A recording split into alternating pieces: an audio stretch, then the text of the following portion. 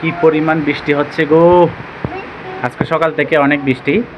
তো এইরকম ওয়েদারে হয়তো অনেকেরই কষ্ট হচ্ছে, গ্রামে গঞ্জে কারেন্ট নাই।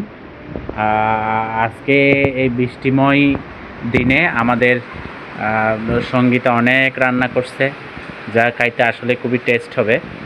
হ্যাঁ, কী খাচ্ছ বলো তো তুমি? চিকেন খাচ্ছ?